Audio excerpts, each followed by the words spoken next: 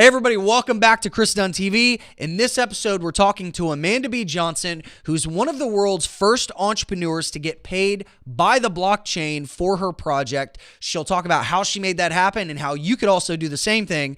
We're also going to discuss what is money and why currency competition is so vital for the global economy, and also how Dashcoin is trying to innovate and make cryptocurrencies usable and feasible for your average mom and pop user. So without further ado, let's go ahead and jump right into it. And don't forget to subscribe to the show if you haven't already done so. Hey, Amanda, thanks for being here. Thanks for having me, Chris. So I wanted to have a conversation with you. Obviously, you know, it's an exciting time for Dash, but I wanted to talk a little bit more philosophically about, you know, just cryptocurrency in general, specifically currency competition, because I think we're living through one of the most exciting times in capitalism. And I've always said, and I think you would agree with this, that currency competition is one of the best things to happen to capitalism this century. Do you have any thoughts on that or any points you want to share? Sure. I suppose there has been currency competition, but it happened in a different way, and maybe in ways that, I mean, I would consider myself an average person, maybe in ways that the average person never considered. For example, just Forex trading. You know, people who would try to leverage the dollar against the yuan, against the yen, against the peso, whatever. And so I guess in that sense, there's been an element of currency competition, but not in a way, only in a way that you could hope to sweep profits back into the currency that people on your street and your neighborhood accept. And so this kind of currency competition that we have going right now is interesting in that we're attempting to get the people on our street and in our neighborhood to accept a completely different kind of currency. So, wow, that's huge. Absolutely. And before we dive into that, maybe we should introduce you to the audience. I just kind of assume that everybody knows who you are, but for those of you, or for the people that are listening that don't know who you are, what's, I guess, kind of the one thing that you want everybody to know, or maybe we can start with your story and how you got into cryptocurrency. Oh, sure, if you'd like. I first heard of cryptocurrency in early 2013. I thought it didn't sound like a very interesting thing to me. I thought it looked like I like to say, I thought it looked like a Dungeons and Dragons like online game or something. I just wanted no part of it at all. But fast forward a few months later, an acquaintance of mine said, no, I think that this whole ledger thing could serve as a monetary system. And that sparked my interest. So I dove deep and I ended up writing at various cryptocurrency news outlets, ended up starting my own show, The Daily Decrypt. Through that show, I looked into so many blockchain projects that it began to become clear to me that not all blockchains are created equal, just like not all consumer products in any genre are created equal. Some of them were, in my opinion, looked more likely to succeed than others. And so I wanted to work for a network that I thought had the best shot at achieving the whole currency as the first app thing. And so I asked the Dash Network for a job, and they hired me to make a show called Dash Detailed, and I make it with my partner, Pete. I think it's so interesting that you are, I believe, the first person to get paid through the blockchain that has a show, right? Yes, that's true. That's so cool. I love the innovation in this space and just how creative and how kind of the new cryptocurrency economy is evolving. So you started with, I guess, just hearing about Bitcoin, and then you learned about Dash. What was it that sold you on Dash, or what was the USP that you saw that you were like, you know what, I think that one's a winner? Sure.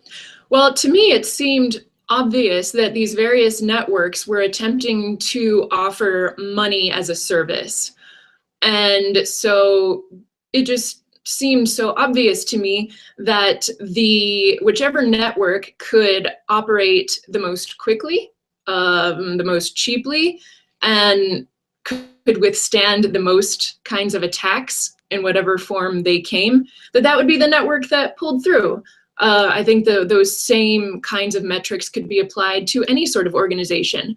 So just because we're talking about a decentralized organization doesn't mean that the general rules of how to win in business in a centralized organization don't apply anymore. I think they probably do. And so I was attracted to Dash for two primary reasons. One is that they are able to make network-wide decisions quickly. And I think that that will become only more and more necessary as time goes on. And they're able to do that through voting, stakeholder voting, importantly. And then the second reason I was attracted to them is that they pay everybody who works for them. Almost all of their crypto networks only pay their miners. And so, you know, that leaves them in precarious positions when it comes to maybe full nodes. It's like a volunteer thing, and they try to pat each other on the back and be like, hey buddy, keep running a full node, please, that sort of thing. And then, you know, and then their developers and anyone else has to seek a paycheck from elsewhere, you know, from a centralized company in order to make it a feasible thing for them to work full time on developing the chain.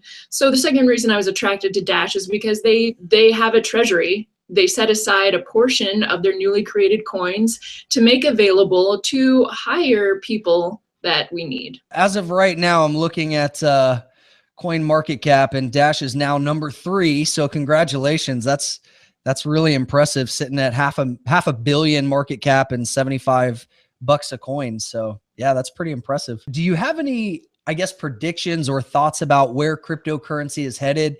Because, you know, whenever I look at Bitcoin, I kind of consider Bitcoin like AOL back in the 90s. You know, it's like, if you remember when we got those free CDs, and it was just a very, very old school system, and we've come so far and so long. Do you have a vision of where you think cryptocurrency is headed?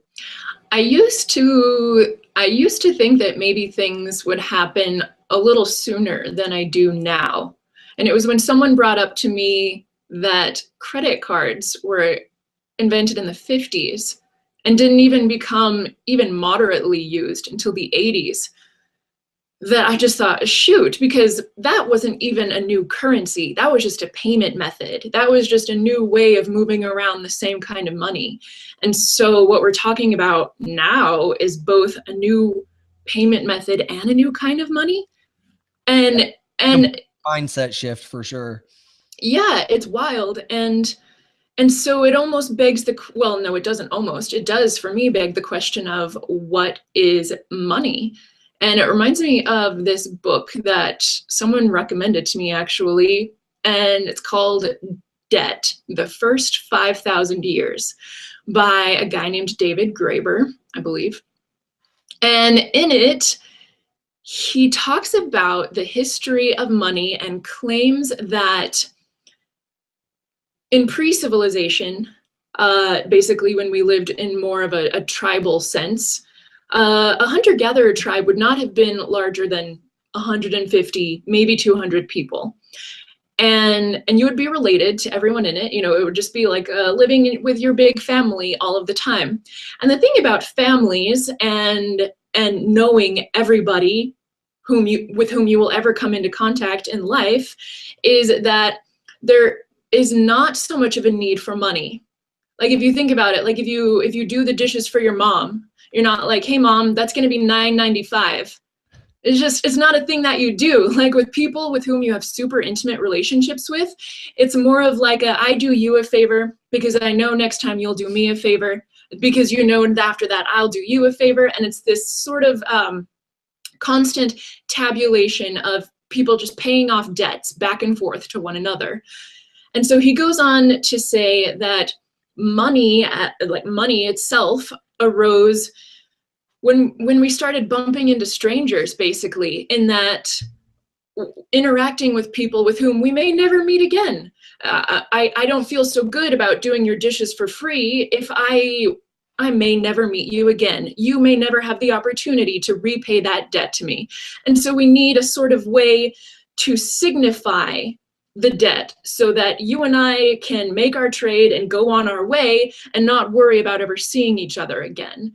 And so in that sense, a ledger, a blockchain, seems especially fitting to serve as money, because it is a literal tabulation of debts being paid off over and over again, back and forth between however many people have an account on the ledger.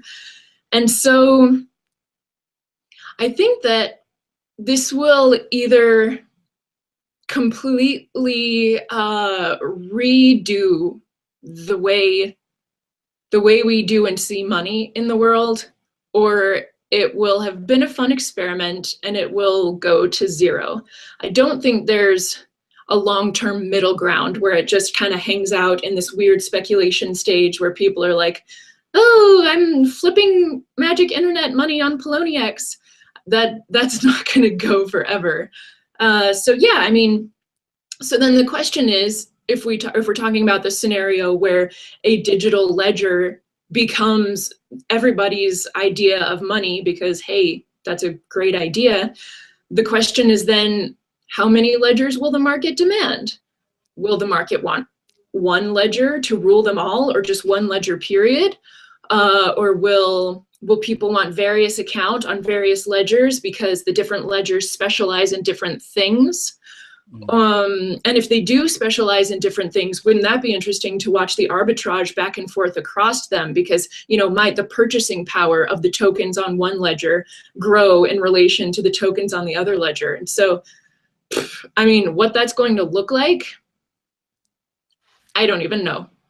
Yeah, it's pretty wild. And I think, you know, currency competition is right now is really interesting. And one of the biggest kickbacks that I get from, you know, average people in my town whenever I mention cryptocurrency is, well, how does it have value? Why does it have value? And when people hear that Bitcoin's worth 1,000 or Dash is worth, you know, 50 or 75 bucks, like they have a hard time wrapping their head around the reason why. Do you have a response that you give people, like why decentralized currencies actually hold real value in the real world? I have also gotten that response where someone just said, why? And it's a good question because at least, you know, where I come from in the States, I know this isn't the case everywhere, but growing up, you know, like in the dollar capital of the world, money doesn't have value because any of us who are alive today decide. The dollar doesn't have value because any of us who are alive today chose it from the market. It's just, we were born and you use the dollar. It's just what you do. The government gave it the stamp of approval, and that's what you use. And I think it's challenging people's beliefs right now for the first time in modern history. And it to me, that also brings up the question of, well, is that kind of the way that money works? Is it that at some point in time, enough people decide, hey, this is the legal tender, and that's all it's going to be? I mean, because there, you know, benefits do come of that. If everybody is using the same token of exchange, commerce is much more fluid. You don't have to worry like, oh, the gas station where I'm about to go buy gas, is he going to accept this token? I'm not sure. Should I call ahead of time? And so there are certainly benefits to only one currency being used. But then, of course, the flip side of that, the downside, is that without currency competition, the market isn't able to sort out better performing options from the lesser performing options. And so, you know, while commerce may be very fluid and I can be completely confident that everyone around me will accept the dollar at all times, I can also be quite confident that it will lose purchasing power every year because there's no competition that would cause the Federal Reserve to say, hey, stop printing money. And so then the question is, I mean, how is something even considered a money unless it's deemed this is the only thing that will be used in this one specific area? Maybe not. Maybe that's what it takes for something to really be considered money, as opposed to just a speculative sort of instrument that may or may not work out in the long run. And so maybe there will crop up legal tender jurisdictions, but maybe they'll be online. Maybe the next nation state is really like a cyber state. I think I heard someone tell me the other day that Andreas Antonopoulos has speculated on this idea as well. So maybe, because we have to look at how money works now. How money works now is there are pretend lines all over the globe, and within each of those lines is a nation state, and each nation state has its own currency. Like governance and currency are like that, one and the same almost. And so maybe where we're going is the cyber state, and each cyber state, however many exist, has its own legal tender cryptocurrency. Maybe the blockchain is the cyber state. That's really interesting. And I know there are some governments that are working on blockchains for their fiat currency. And, it's interesting when people give the argument of, well, Bitcoin or cryptos aren't backed by anything, so therefore it's just digital BS, right? And my response is usually, well, no, cryptocurrency has value because people trust decentralized math-based currency over government issued fiat that we can just print into oblivion.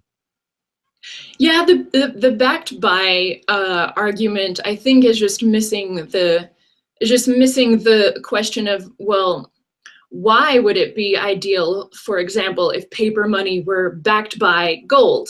Well, because gold is scarce and rather limited in its supply. So if there is a digital instrument that can also be proven to be scarce and limited in supply, does that not achieve the same effect as a gold-backed money supply? And I think they'll generally agree. But an excellent question that someone did ask me the other day is, well, can the limited supply of the tokens on any given network not be lifted? And it can. And that's the wild thing about a blockchain. The contents of the blockchain are according to consensus. I mean, we saw with Ethereum, the majority of Ethereum's infrastructure chose to rewrite history. They chose to say that the disaster never happened. That is a massive power to have, to be able to rewrite history. It's massive. And so, maybe in a sense, is gold a better choice for provable scarcity than a network where, yes, if consensus is reached on lifting the cap on the tokens, it actually can happen? Well, yes, maybe, but how useful is gold for buying stuff on the internet? It's zero useful. So let's go ahead and try to find a way to buy stuff on the internet. Well said. What do you think is the biggest roadblock to cryptocurrency becoming widely adopted right now? Because I've heard numbers and speculation, less than 10, 15, 20 million people actually using cryptocurrency right now. What do you think is the one thing that's keeping that from just hitting exponential growth?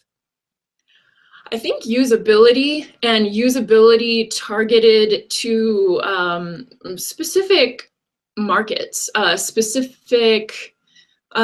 like regions, outreach to specific regions with a specific wallet that is tailored to them, to their culture, and to their needs.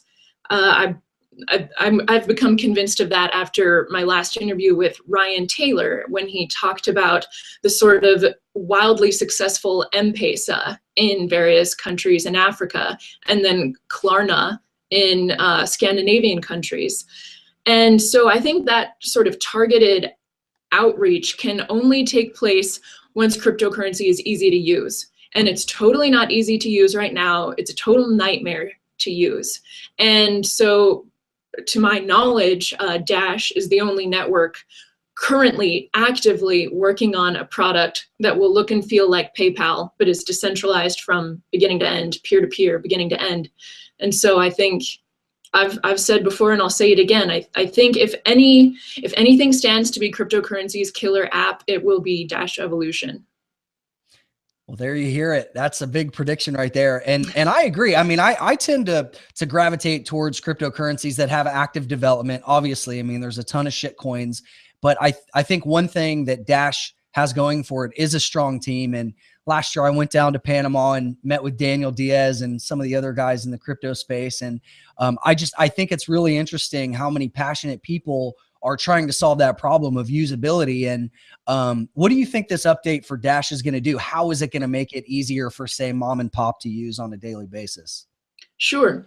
So firstly, it will eliminate the inconvenience of a device-specific wallet. If for anybody who's ever owned any cryptocurrency, you know that the funds only live on one device. If they're on your phone, you can't access them from your desktop, nor from your tablet, nor from your friend's desktop. And so that in and of itself is rather inconvenient. And so Dash Evolution, among other things, will create a user account via a username and password that lives on our blockchain. So you can access your Dash account from any device, not only any device, but from any Evolution wallet.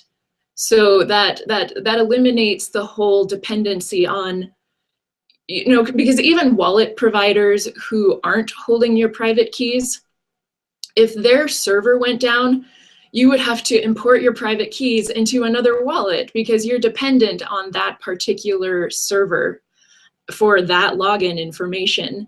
And so with Evolution, not only is it not device dependent, it's also not wallet server dependent. Any Evolution wallet will do with those same credentials.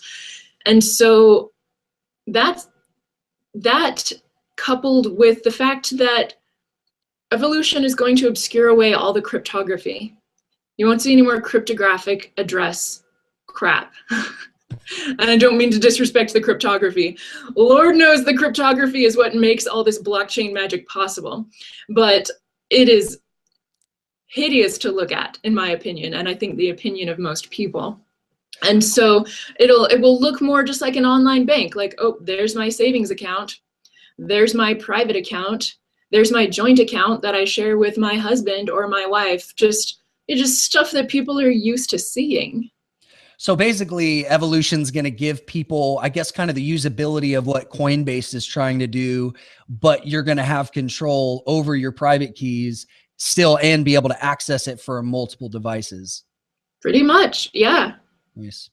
Yeah, I think, I agree that the cryptography part of all of this is what can be just really intimidating and scary. And, for your average person that doesn't understand cryptography, looking at these keys and having to worry about backups and then not being able to trust your money on an exchange, like it is absolutely terrifying for your average user. Backups are the worst. I remember the first time I opened a Bitcoin wallet, it was at the coaching of someone who I think considers himself a professional Bitcoin coach to this day. And he told me, back up your wallet. Remember to back up your wallet. And I thought to myself, what does that mean? I didn't even know what back up your wallet means. So I can only imagine how many others are like me. I mean, even just saying back up your wallet, what the hell does that mean? You mean I can copy my money, but then I can't spend it twice? What does that mean? Yeah, it's crazy. Let's just talk about competition right now, the current landscape between Bitcoin, Ethereum, Dash, Monero. There's several that are kind of grasping for the market share. Aside from like the usability, why do you think Dash is going to win in the long term? Is it the developers on the team? Is it the way the incentivization? Is it all of that? Is there anything specifically that you're like, you know what, 5-10 years from now, Dash is going to win because of X? 5-10 years from now, I'm betting, I'm literally and figuratively betting that Dash is going to win because its stakeholders are in charge. And because that's the biggest thing in a decentralized network. If there's no central authority, well, then who is the authority? Is there any authority at all? How can we all work together? What are the rules? And So when you have a situation in which the people who stand both to gain the most and to lose the most, when their vote is what answers questions, what solves problems, what gives the yes or the no to the many yes/no questions that we have come up on the network. That, I think, is the primary reason that Dash will succeed, because we see with most other cryptos, in every other crypto that doesn't have stakeholder voting, right, the miners are the decision makers. They have the ultimate power because they choose the software version that mines the blocks, and that makes the blockchain. And they are not required to be invested in the coin they're mining. In all likelihood, they sell the entirety of that coin at the end of every day. And if they think that another coin would be more profitable to mine on that same hardware, they'll just switch, just like that. These are not people who are interested in the long-term planning for the future of that coin. And so I think Dash's masternodes, I've sometimes called them a board of governors. I think that the board of governors is Dash's primary selling point.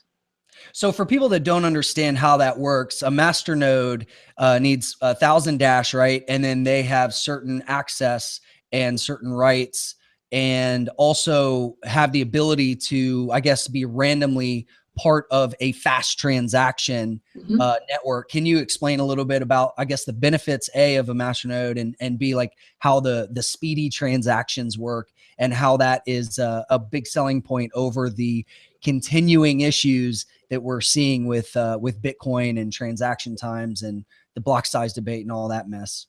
Sure. So we have about 4,000 masternodes. And each of them is, as you had mentioned, Chris, is required to lock actually 1,000 Dash down in their wallet to prove, hey, this is a person who cares about Dash. This is a person who will be affected by the outcome of their votes. Now, in addition to holding this 1,000 Dash, they must also perform services for the network on their node. The services are, as you mentioned, Chris, they must facilitate instant payments. We call it instant send.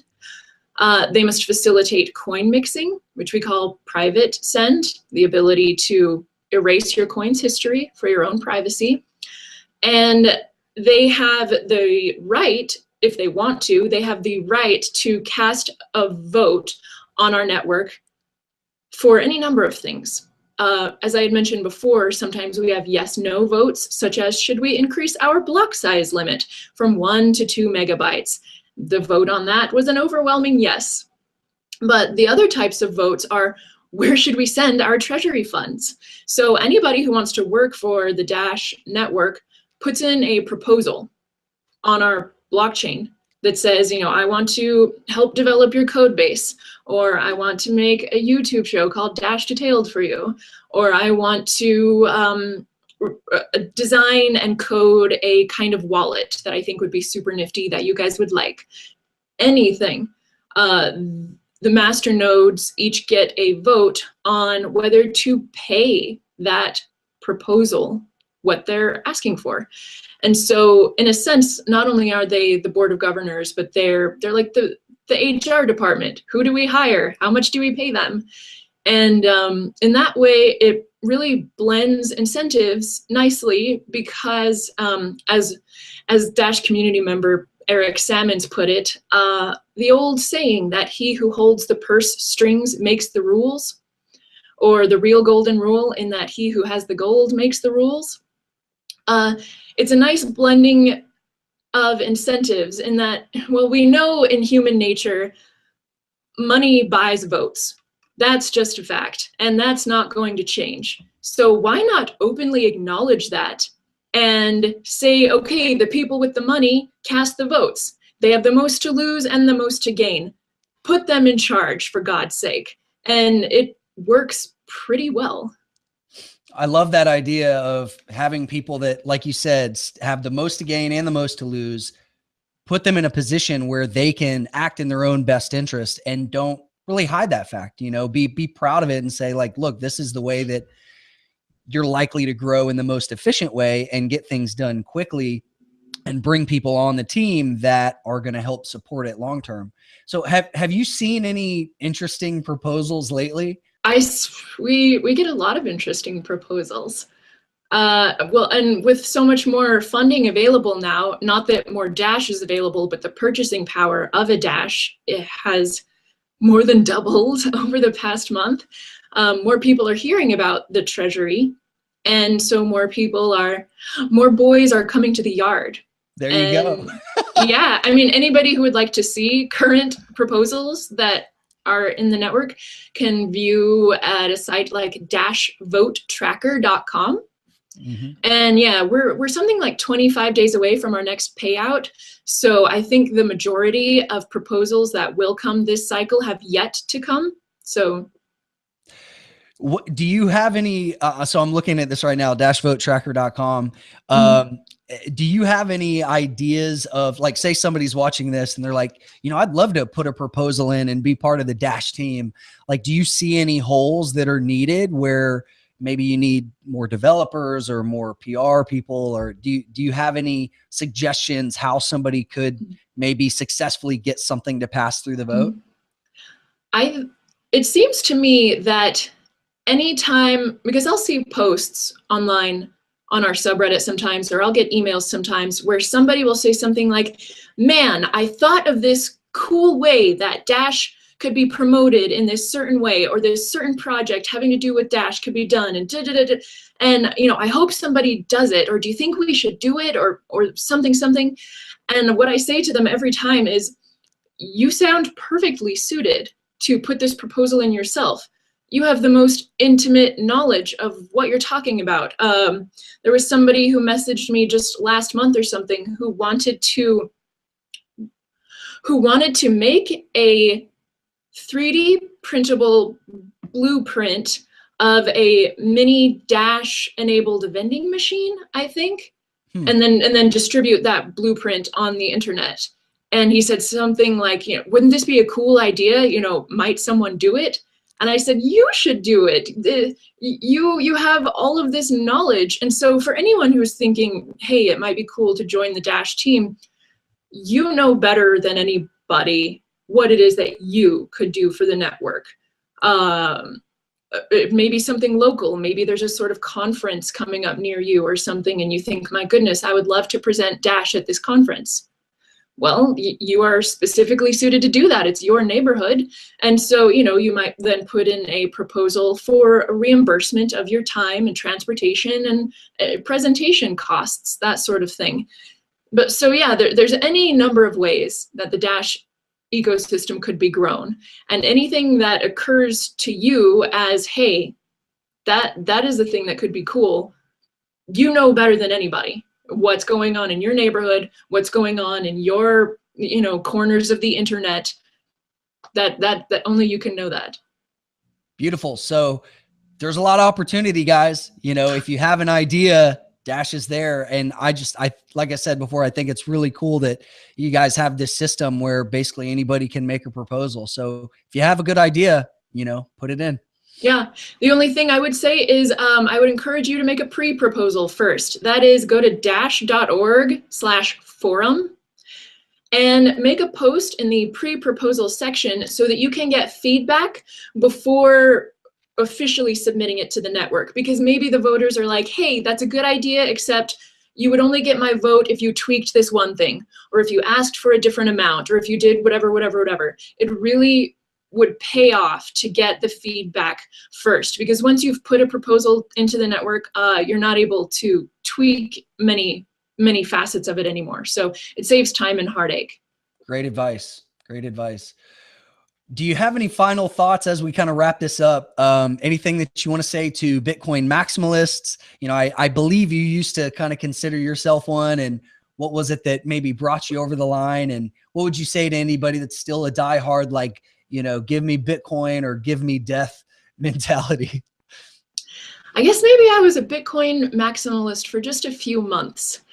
And this was back when I used to have a Facebook account. And I went on Facebook one day. This was maybe early 2014.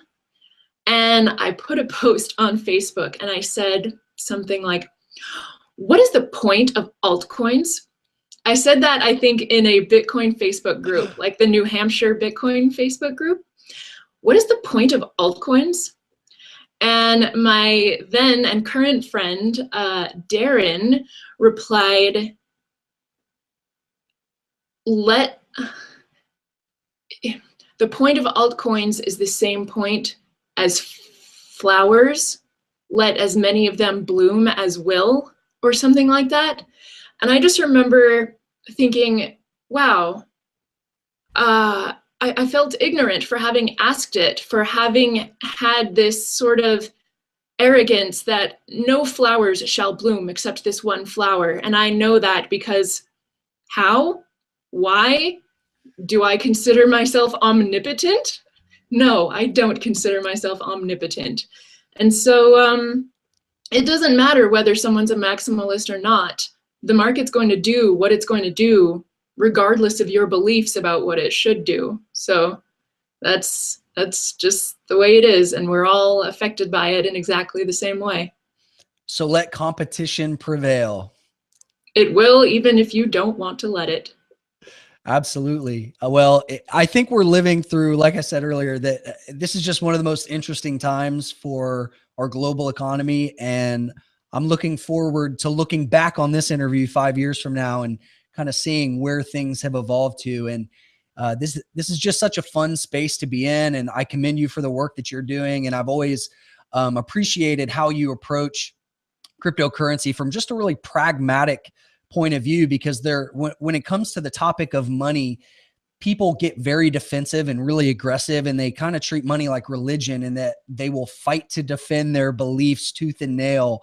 And I think if we stay open and we just look to where the innovation is happening, that's probably where the winners are going to be. And I see Dash as a very good contender in that race. That's a great wrap up, Chris. Couldn't have said anything better than that myself. Awesome. Well, Amanda, thanks for being on here. It was a fun conversation, and we'll have to have you back on soon. I look forward to it. Thanks.